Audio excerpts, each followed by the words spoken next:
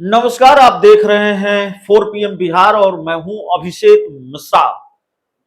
पवन Verma, RCP Singh, Upendra Kushwaha, Prashant Kishor, ये सारे वो नाम हैं जो कभी न कभी नीतीश कुमार की हिट लिस्ट में रहे हैं और नीतीश कुमार की हिट लिस्ट में जो आ गया उनकी विदाई तय है, उनका निपट जाना तय है।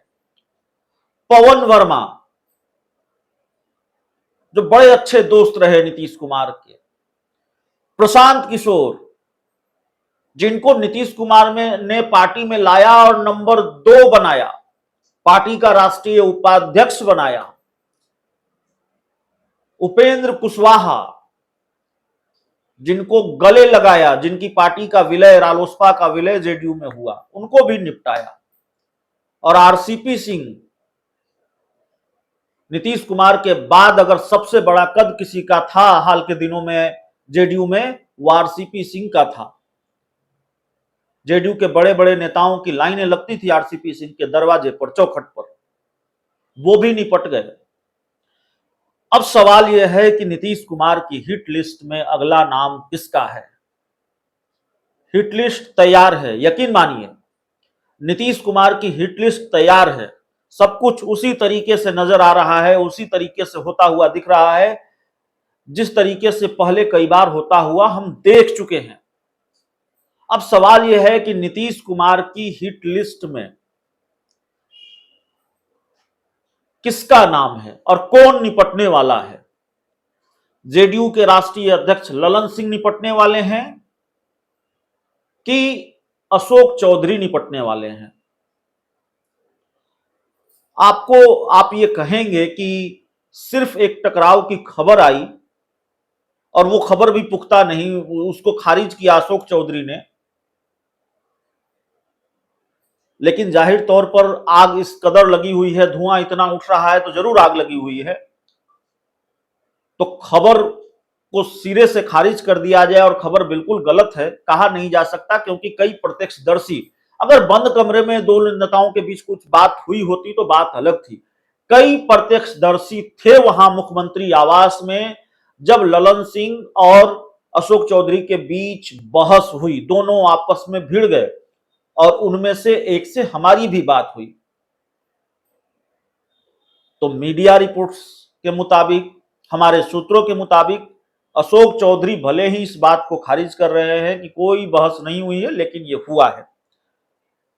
तो आप कहेंगे कि सिर्फ एक टकराव की खबर आ गई, अगर हुआ है तब भी, और इस टकराव से फिर अंदाजा लगा लेना कि जेडीयू में अशोक चौधरी वर्सेज ललन सिंह हो गया है और दोनों में से कोई एक निपटने वाला है।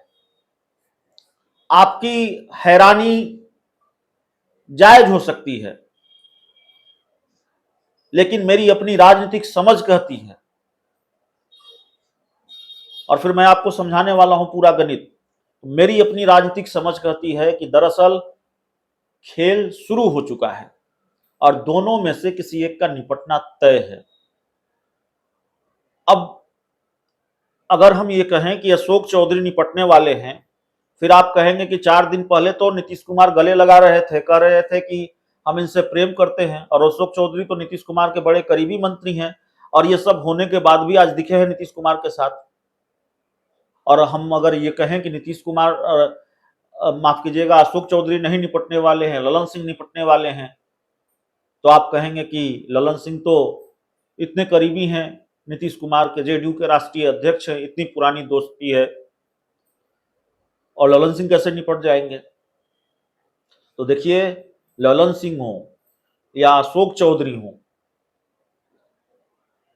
सवाल यह भी है कि नीतीश कुमार निपटा पाएंगे कि नहीं निपटा पाएंगे, क्योंकि ललन सिंह का अपना एक कद है और उपेंद्र कुशवाहा बार बार ये कह रहे हैं कि ललन सिंह आरजेडी के हो चुके हैं, वो जेडीयू के राष्ट्रीय अध्यक्ष है, इससे ज्यादा वो आरजेडी के राष्ट्रीय अध्यक्ष है, ऐसा लगता है। तो फिर वो भी अपने आप में एक बड़ा खेल है। नीतीश कुमार अगर ललन सिंह को निपटाने चले तो निपटा पाएंगे कि नहीं निपटा पाएंगे, एक बड़ा सवाल यह भी है। तो ललन सिंह निपटेंगे कि अशोक चौधरी निपटेंगे, निपटना तो किसी एक को है।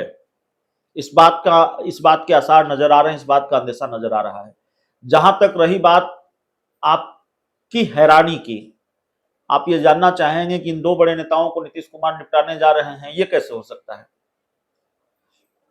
प्रशांत किशोर भी उतने ही करीब रहे हैं नीतीश कुमार के जितने करीब ललन सिंह हैं, या आरसीपी सिंह रहे हैं, या उपेंद्र कुशवाहा रहे हैं, या अभी अशोक चौधरी हैं।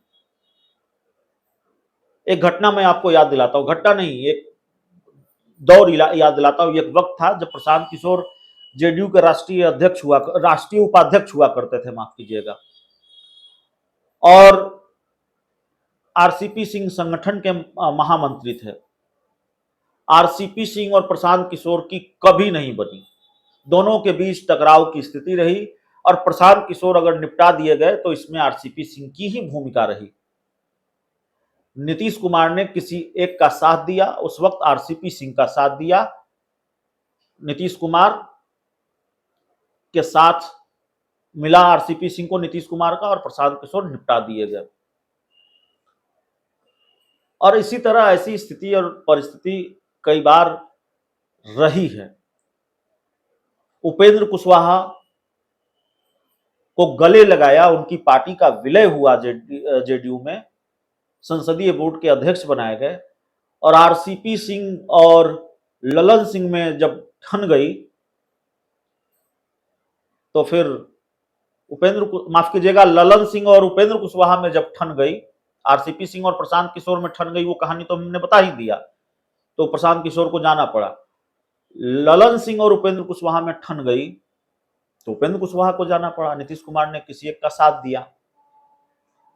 अब अशोक चौधरी और ललन सिंह में ठन गई है, जाहिर है किसी एक को जाना पड़ेगा। जेडीयू में ये होता रहा है, जेडीयू में ये रवायत सी है।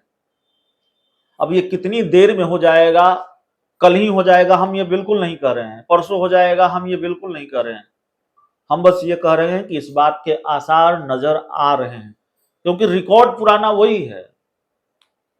पुराने रिकॉर्ड पर हम बात कर रहे हैं, अपनी राजनीतिक समझ पर और पुराने रिकॉर्ड के आधार पर बात कर रहे हैं कि जेडीयू के अंदर से जो धुआं उठता हुआ दिखाई दे रहा है, दरअसल वो एक बड़ी आग है,